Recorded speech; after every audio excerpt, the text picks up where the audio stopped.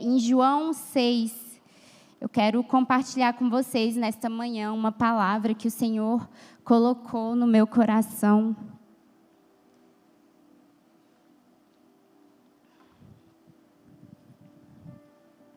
João 6, a partir do verso 1, diz assim: Algum tempo depois, Jesus partiu para outra margem do mar da Galileia.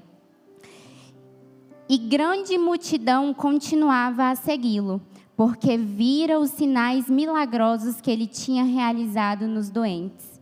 Então, Jesus subiu ao monte e sentou-se com seus discípulos. A gente vai ler só até aqui. A gente vê aqui em João 6 que Jesus ele já tinha iniciado o seu ministério e ele vem fazendo, já tinha chamado os seus 12 discípulos para caminhar com ele, e ele vem pregando para a multidão, fazendo milagres, e cada vez mais pessoas se achegavam perto dele por conta dos sinais milagrosos que elas viam.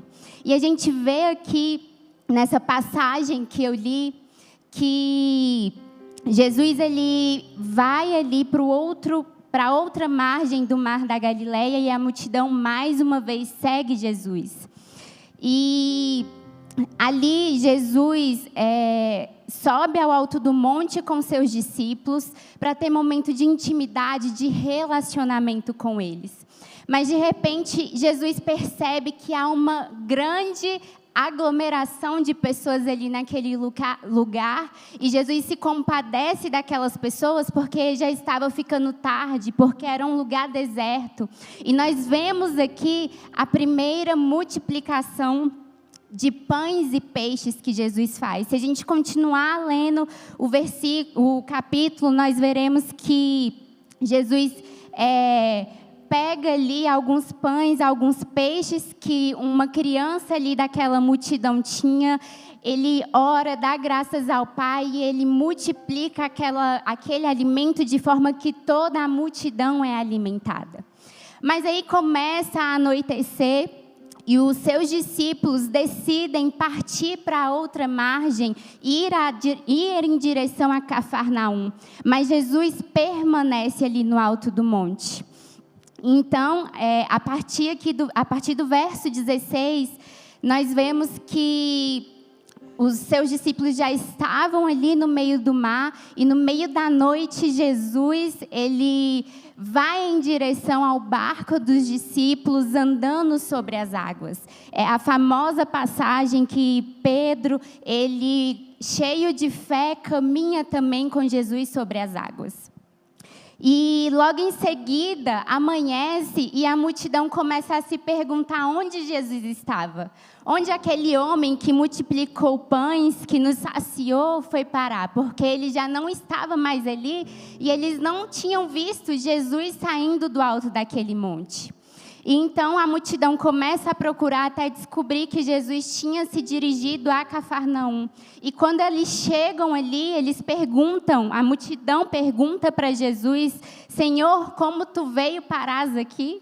E aí Jesus responde para aquela multidão: vocês não estão me perguntando isso por conta dos sinais milagrosos que vocês viram, mas vocês estão me perguntando isso e vieram até aqui por conta que vocês tiveram a fome de vocês saciadas. Vocês não estão atrás de milagres ou do meu reino, ou não querem escutar aquilo que eu preguei, mas vocês querem a comida que eu dei para vocês. E aí Jesus começa a pregar para aquela multidão que ele é o pão da vida.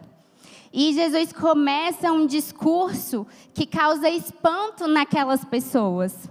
Porque Jesus começa a falar que ele é o pão da vida. A partir do verso 35 a gente lê ele falando isso. Ele fala: aquele que vem a mim nunca terá fome, aquele que crer em mim nunca terá sede. Mas como eu lhes disse, vocês me viram, mas ainda não creem. Todo o que o Pai me der virá a mim, e quem vier a mim eu jamais rejeitarei. Pois desci do céu, não para fazer a minha vontade, mas para fazer a vontade daquele que me enviou. E os judeus que estavam ali, eles se espantam. Como que esse homem pode falar que desceu dos céus? Ele não é o filho de José, ele não veio lá de Nazaré. E essa palavra de Jesus espanta aquelas pessoas. E ele continua falando que se aquelas pessoas não comessem a carne do Filho do Homem e não bebessem o seu sangue, não teriam vida em si mesmo.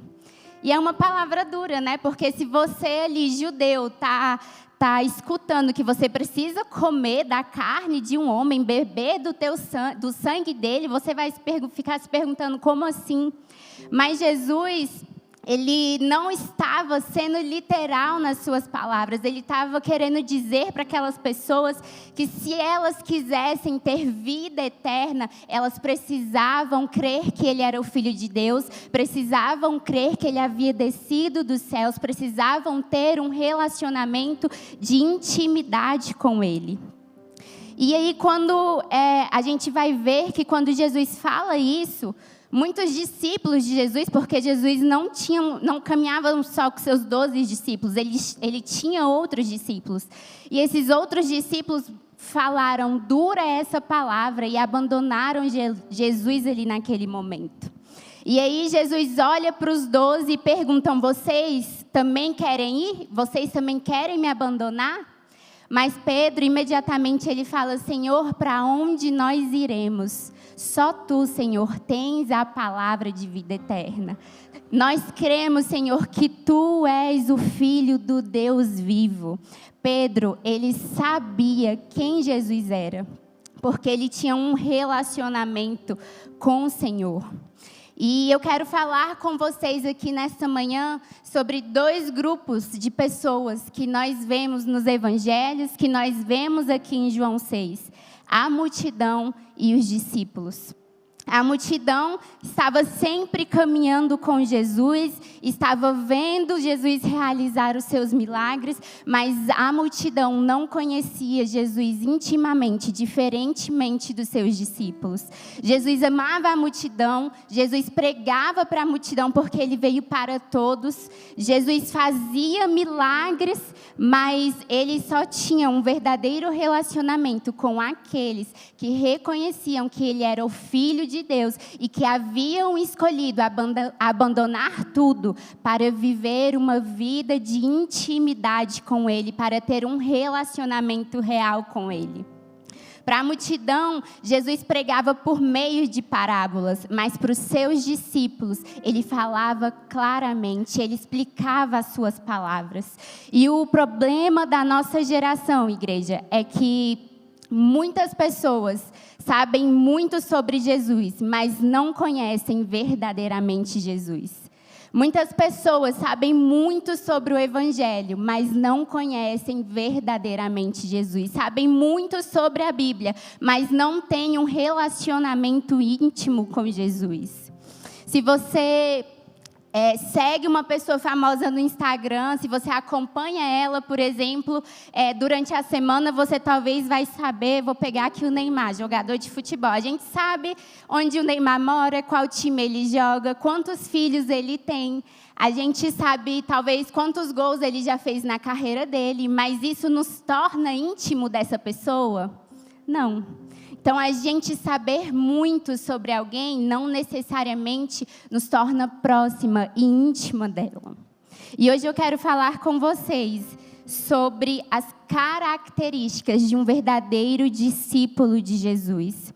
E a primeira delas é que um discípulo segue a Jesus independentemente do que ele pode dar. A gente lê aqui em João 6, 26, Jesus falando para a multidão, a verdade é que vocês estão me procurando não porque viram os sinais milagrosos, mas porque comeram os pães e ficaram satisfeitos. Diferentemente dos discípulos, a multidão, como eu já falei aqui, ela só foi correndo atrás do Senhor porque elas queriam ser saciadas da sua fome física, mais uma vez. Elas não queriam escutar sobre o Evangelho de Jesus Cristo, elas não queriam, talvez, ver os sinais, não estavam ali por conta dos sinais milagrosos que anunciavam o Evangelho, que anunciavam o reino, mas elas só queriam pão físico. E um discípulo, ele não segue Jesus pelo que ele faz, mas por quem ele é, mesmo que isso te custe tudo. A gente vê Pedro, que foi um discípulo que quando Jesus o chamou, ele havia passado a noite inteira pescando com seu irmão. E Jesus sobe ali no barco deles pela manhã para pregar. Eles ouvem ali a palavra do Senhor Jesus. E depois Jesus fala para eles voltarem ao mar e jogar a rede. E Pedro ali até meio sem fé, né? Ele fala: Senhor, mediante a tua palavra, porque eu já passei a noite toda pescando, eu sou um pescador experiente, mas mediante a tua palavra eu vou jogar a rede. E Pedro joga a rede e quando ele puxa, vem muitos e muitos peixes. E Jesus faz um convite para Pedro e fala: Pedro, eu quero que você pare de ser pescador de peixes, mas eu quero te fazer pescador de homens. E Pedro, ele poderia ter escolhido ficar ali sendo pescador de peixes, porque ele tinha acabado de fazer uma pesca maravilhosa. Ele poderia ganhar muito dinheiro com aquilo, mas a Bíblia fala que imediatamente ele larga tudo e decide seguir a Jesus Cristo. Pedro entendeu que aquele homem era o Messias que viria para salvar o mundo. Então, muitas vezes, seguir a Jesus vai nos custar muitas coisas. E nós não podemos nos achegar. Eu acredito que muitas pessoas aqui que seguem a Jesus já receberam muitas bênçãos na sua vida, não já? Porque eu já. Mas a gente não se achega a Ele por conta do que Ele pode dar. Isso está no pacote. A palavra do Senhor nos fala lá em Mateus 6, que se nós buscarmos primeiro o reino dEle, a sua justiça, todas as demais coisas nos serão acrescentadas. Mas um discípulo verdadeiro, ele entende que ele não está com Jesus por conta daquilo que Ele pode dar, mas por quem Jesus é. E Ele é o pão da vida. Ele é aquele que veio a este mundo para nos resgatar e voltará para nos levar para morar nas regiões celestiais, amém? Então Jesus, ele nos deixa claro que Ele é mais do que um doador de bênçãos temporais, Ele é o próprio pão da vida. E para o discípulo fiel, Jesus, ele é suficiente. O apóstolo Paulo, ele fala lá em Filipenses, que ele fala assim: pois aprendi a adaptar-me a toda e qualquer circunstância. Sei o que é passar necessidade e sei o que é ter fartura. Aprendi o segredo de viver contente em toda e qualquer situação. Seja bem alimentado, seja com fome, tendo muito ou passando necessidade. Tudo posso naquele que me fortalece. Um verdadeiro discípulo de Jesus se achega a Ele não pelo que Ele pode dar, mas por quem Ele é. E Ele é o pão da vida que desceu dos céus por mim, por você. Amém? E nessa manhã eu quero te perguntar, sabe? Eu quero te convidar a fazer essa reflexão. Será que eu tenho feito parte da multidão que muitas vezes se achega a Jesus só nos momentos de dificuldade, quando eu preciso de uma cura, quando eu preciso de provisão? Ou será que eu tenho sido um discípulo que está com Ele independente de toda e qualquer situação? A segunda característica de um discípulo de Jesus é que ele não vive a sua vontade, mas a vontade do Pai. Jesus falou aqui em João 6,38, pois eu desci do céu não para fazer a minha vontade, mas para fazer a vontade daquele que me enviou. Se o nosso Jesus veio a esta terra não para fazer a sua vontade, quem somos nós, seus discípulos, para viver escolhendo aquilo que nós queremos? Nós estamos aqui para fazer tão somente a vontade do Pai. E uma frase que eu escutei é que a salvação, ela é de graça. Teve um preço, mas ela é de graça para nós. Mas o discipulado, ele vai nos custar tudo. Porque quando nós decidimos sair do meio da multidão e nos tornarmos discípulos de Cristo, nós precisamos crucificar a nossa carne, nós precisamos matar a nossa vontade. Lá em Lucas 14, a partir do verso 25, nós vemos Jesus falando sobre o preço do discipulado. E ele fala que a Bíblia fala que uma grande multidão ia acompanhando Jesus. Este, voltando-se para ela, disse: se alguém vem a mim e ama o seu pai, sua mãe, sua mulher, seus filhos, seus irmãos e irmãs, e até a sua própria vida mais do que a mim, não pode ser meu discípulo. E aquele que não carrega a sua cruz e não me segue, não pode ser meu discípulo. Qual de vocês, se quiser construir uma torre, primeiro não se assenta e calcula o preço para ver se tem dinheiro suficiente para completá-la? Pois se lançar o alicerce e não for capaz de terminá-la, todos os que a virem rirão dele, dizendo: este homem começou a construir e não foi capaz de terminar. E lá no verso 33 fala: da mesma forma, qualquer de vocês que não renunciar a tudo o que possui, não pode ser meus discípulos. Hoje nós vemos uma geração de pessoas que estão querendo permanecer como estão, e isso não é evangelho. A gente chega na igreja como nós estamos, mas nós não podemos permanecer como nós chegamos. Porque a partir do momento que nós temos um encontro verdadeiro com Cristo, Ele nos transforma. O velho homem precisa morrer. Nós precisamos passar a ser aquilo que Jesus fala que nós temos que ser. E aqui em Lucas, Jesus fala que nós precisamos carregar a nossa cruz, tomar a nossa cruz e só depois segui-lo. E cruz, no Império Romano, era uma das piores formas de punição. Não é à toa que nosso Jesus, ele foi crucificado. Apóstolo Paulo, por ser romano, ele foi livre desse tipo de morte. Ele deixou de ser açoitado por ter cidadania romana. Mas nosso Senhor Jesus, ele foi crucificado com o pior tipo de morte no Império Romano. E quando alguém via uma pessoa carregando a cruz, ali naquele tempo a pessoa já imaginava: essa pessoa vai ter o pior tipo de morte, essa pessoa não tem escolhas, essa pessoa não pode ter desejos, e é isso que a cruz representa. Jesus fala: se você quer me seguir, crucifique a sua vontade, crucifique o seu desejo, e só então você poderá me seguir, só então você poderá ser o meu discípulo.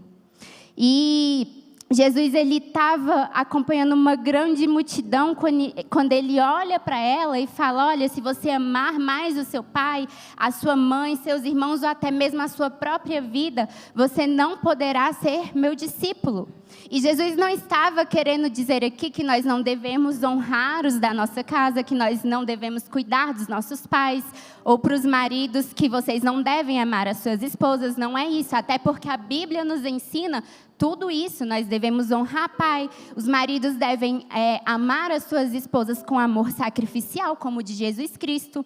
Lá em 1 Timóteo 5,8 fala: se alguém não cuida de seus parentes, e especialmente dos de sua própria família, negou a fé e é pior que um descrente. Então, quando Jesus ele vem falar isso, ele está querendo nos dizer apenas que essas coisas não podem ocupar o primeiro lugar dos nossos corações.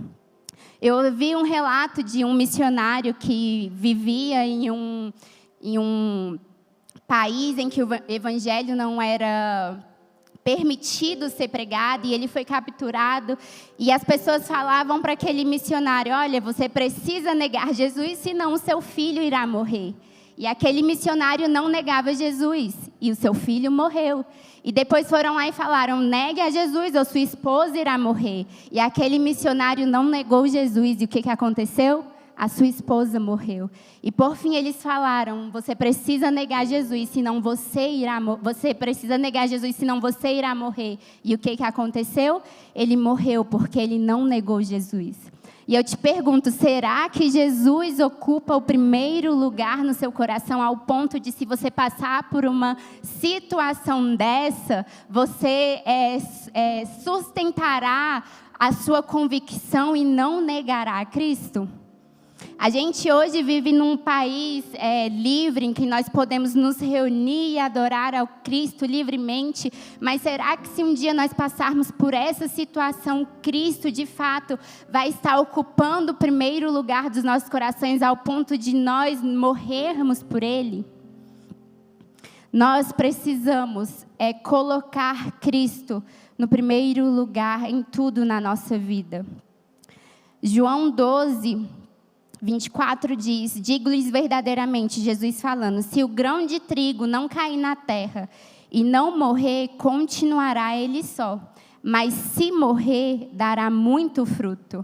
Muitas vezes a gente quer dar frutos para Jesus, mas a gente não quer morrer.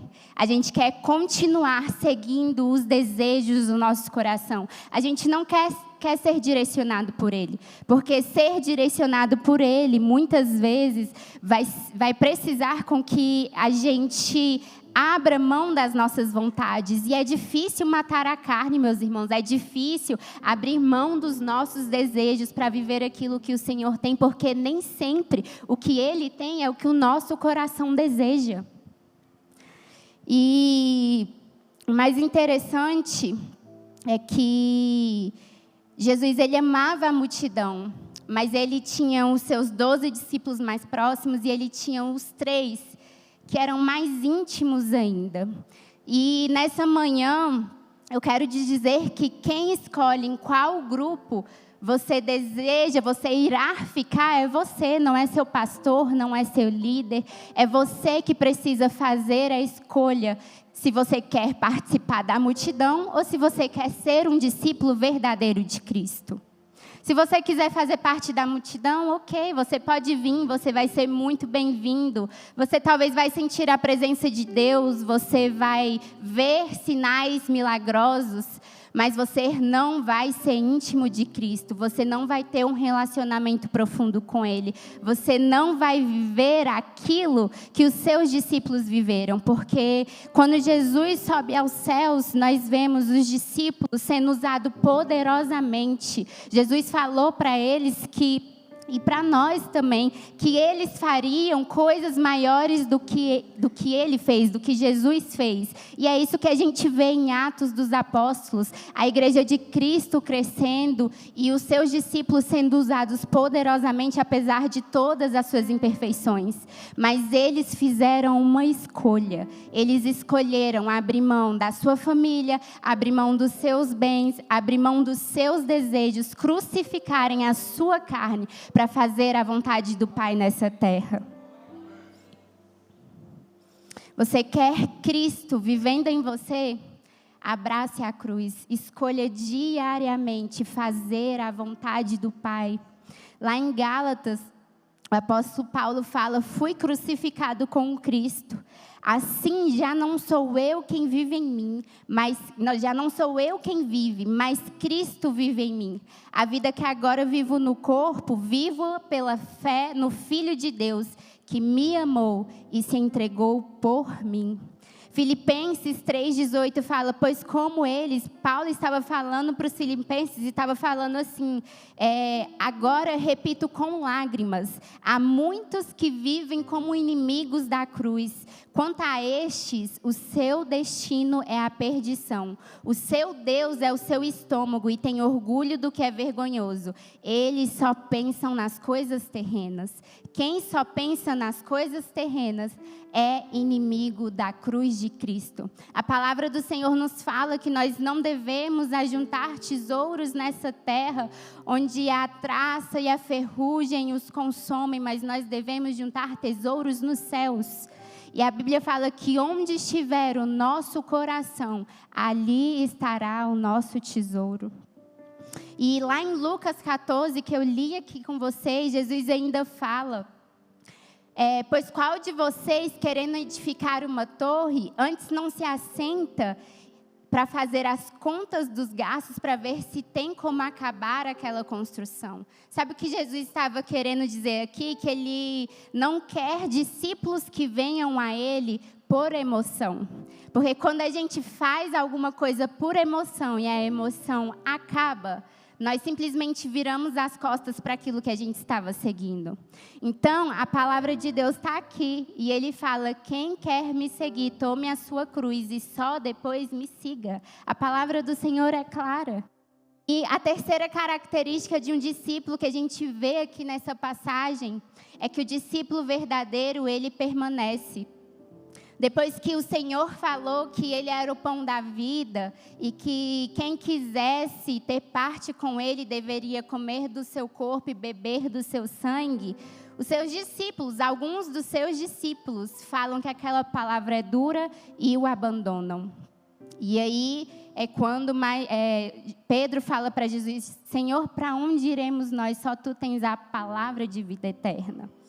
Então, meus irmãos, a multidão, ela se fundamenta em suas próprias opiniões. Os discípulos que talvez acham que são discípulos, mas ainda não foram encontrados, não tiveram um encontro real com Cristo, eles se fundamentam nas suas próprias opiniões. Eles pensam, eu já tenho os meus valores, eu já tenho os meus princípios, as minhas opiniões, então será que essa palavra se encaixa no que eu penso? E aí, quando eles escutam algo que vai contra aquilo que eles acreditam ser verdade, eles são os primeiros a abandonarem, eles não permanecem.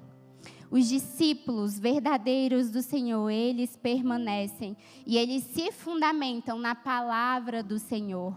Esse é o fundamento do verdadeiro discípulo, ainda que e essa palavra, ela vai te confrontar, não tem como. Nós seremos dia após dia confrontados com aquilo que o Senhor fala, porque nós temos natureza pecaminosa e a gente tende a ir de encontro ao pecado, mas a palavra do Senhor, ela nos direciona para uma vida de santidade, para uma vida de matar os nossos desejos e viver aquilo que o Senhor tem para nós. A multidão, ela ficou ofendida com as palavras de Jesus, porque elas feriam os seus princípios. Já os discípulos, já Pedro, ele sabia quem era Jesus. E ele fala, Senhor, Tu és aquele que tem a palavra de vida eterna. A quarta característica de um discípulo é que ele sabe verdadeiramente quem Jesus é. Pedro, ele fala, nós cremos e sabemos que és o Santo de Deus. Pedro sabia que Jesus era o Messias. Lá em Mateus 16, a gente vê que Jesus, ele chega ali à região de Cesareia e ele pergunta aos seus discípulos, quem esses homens, quem a multidão diz que eu sou? E aí alguns respondem, e aí os discípulos, ele faz essa pergunta para os seus discípulos, e aí os discípulos respondem, olha, Senhor, alguns acham que o Senhor é o João Batista, outros acham que é Elias, outros que é Jeremias, ou um dos profetas. E o Senhor pergunta para os seus discípulos, e vocês, quem dizes que eu sou? E a resposta que ele recebe é, Tu és o Cristo, o Filho do Deus vivo.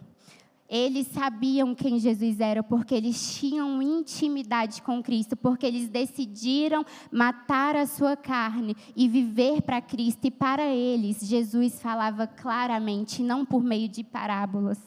A maneira como eu enxergo Cristo determina o grupo que eu faço parte. Algumas pessoas pensavam que Jesus era João Batista, talvez pela sua forma eloquente de falar ou porque pregava com autoridade.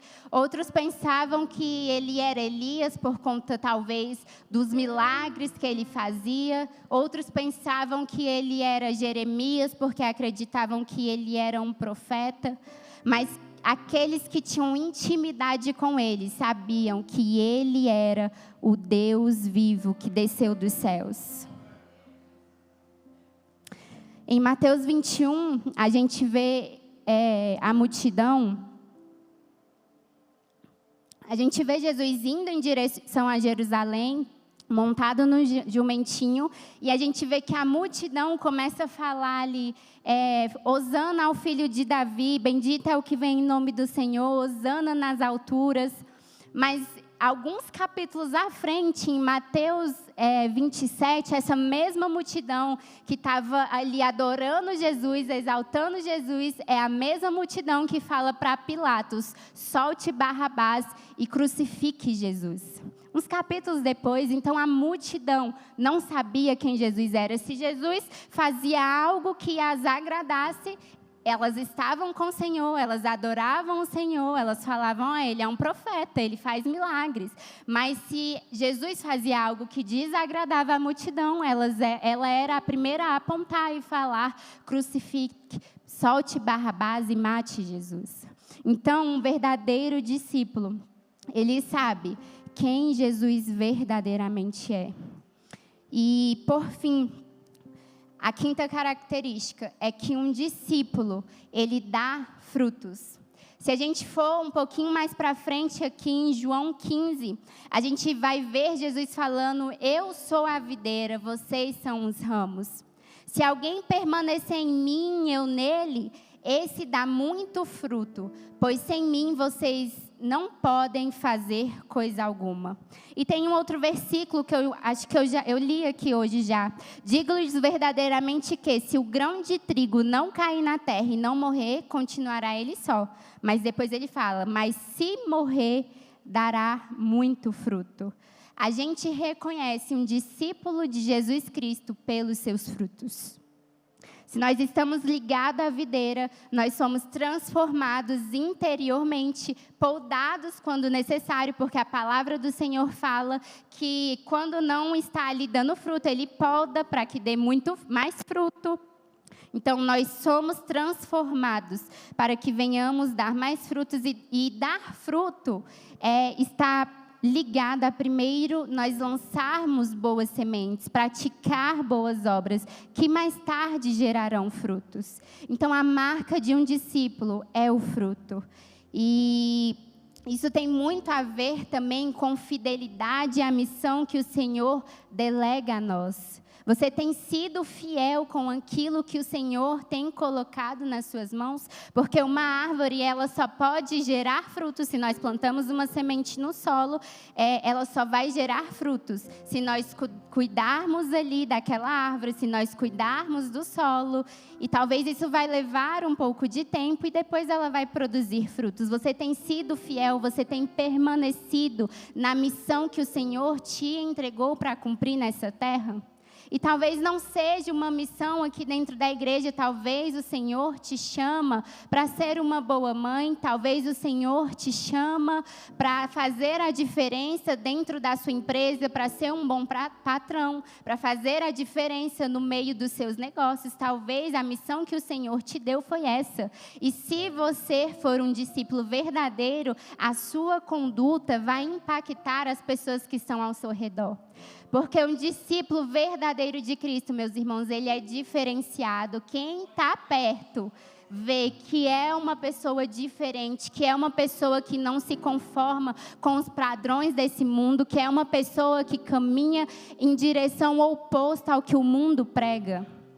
A gente vê uma mulher chamada Susan Wesley. Essa mulher teve, se eu não me engano, cerca de 19 filhos. E a gente lê que essa mulher, ela se dedicou incansavelmente a ensinar cada um dos seus 19 filhos a palavra do Senhor. E falam que essa mulher tinha 19 filhos e ela conseguia tirar um tempo do seu dia com cada um dos seus filhos para pegar a palavra de Cristo, para ensinar os seus filhos a andar no caminho. E essa mulher, ela lançou uma semente na vida de John Wesley, um dos seus filhos. E John Wesley, eu acho que muitos aqui conhecem, foi um homem que impactou uma nação inteira. Então, eu te pergunto, você tem sido fiel com aquilo que Deus colocou nas suas mãos? Às vezes você pode pensar que é tão pouco, mas você tem sido fiel? Uma semente pequena que aquela mulher lançou na vida do seu filho foi capaz de impactar uma nação. E muitas vezes a gente quer seguir os nossos desejos. A palavra do Senhor fala que o coração do homem é enganoso. E o coração na Bíblia, ele está relacionado ao centro das nossas vontades. E a gente, meus irmãos, nós não sabemos o que é melhor para nós. Um discípulo firmado, ele entende que o melhor para ele é aquilo que Deus quer. O que diferencia a multidão dos discípulos é uma pergunta: o que queres que eu te faça? A multidão, ela chega a Cristo pedindo: Senhor, eu preciso disso, eu preciso daquilo, eu preciso de uma cura, eu preciso de uma bênção na minha área, nessa determinada área da minha vida. Mas o discípulo maduro, ele entende que ele precisa aquilo que o Senhor quer para ele. Então, a resposta dele para essa pergunta, o que queres que eu te faça? É: Senhor, que a sua vontade seja feita na minha vida. Porque ele entendeu que a vontade de Deus é boa, perfeita e agradável. E ainda que a vontade de Deus te custe abrir mão de coisas que talvez a sua carne deseje, nada isso é comparado àquilo que nós receberemos quando Cristo voltar. O nosso maior tesouro não está nessa terra, o nosso maior tesouro está nos céus. E Jesus, ele veio a este mundo, ele se entregou, abriu mão de sua glória, ele decidiu fazer a vontade do Pai. E ele morreu, teve uma morte de cruz, uma das piores mortes do Império Romano, por mim e por você. E nessa manhã, ele nos convida a nos tornarmos discípulos verdadeiros dele, discípulos que o seguem incondicionalmente. Quando a gente vai fazer uma viagem e a gente vai seguir um carro que está na nossa frente, a gente esquece de tudo. A gente esquece do GPS, a gente se atenta somente naquele carro que está na nossa frente. Se o carro vira para a direita, nós viramos para a direita. Se o carro vira para a esquerda, nós viramos para a esquerda. Se ele acelera, a gente acelera. Se ele para, a gente para. E a maior habilidade que um discípulo pode ter é seguir. Nessa manhã, o Senhor Jesus nos convida a segui-lo, de forma que se ele for para a direita, a gente vai para a direita. Se ele for para a esquerda, a gente vai para a esquerda. Se ele for para frente, a gente vai para frente. É isso que ele nos convida a fazer nessa manhã. Eu quero te convidar a ficar de pé.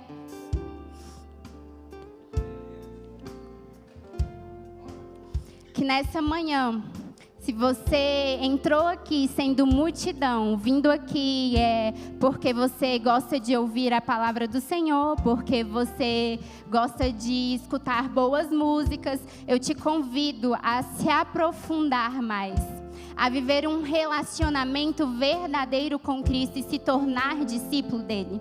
Porque nossa visão é limitada, a gente vê isso aqui.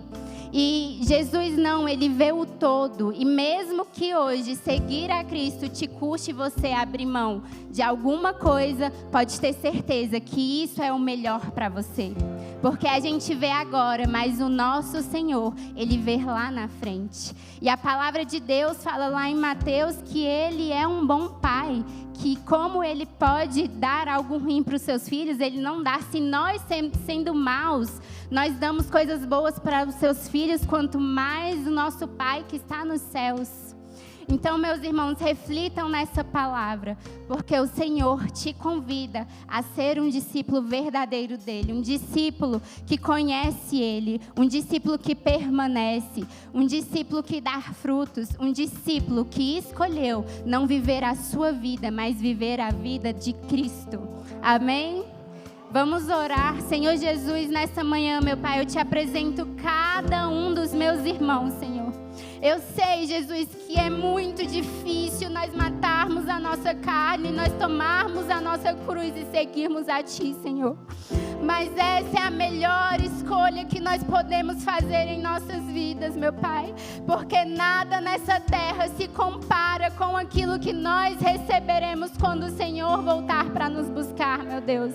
Nos dê força para diariamente, meu Pai, matar a nossa carne. Nos dê força para continuar sendo sendo fiel com a missão que o Senhor nos entregou, porque nós somos discípulos amados. E eu creio, meu Pai, que o Senhor deseja que cada um de nós continue propagando o Teu Evangelho nessa terra, continue dando frutos para a honra e glória do Teu santo nome, Jesus.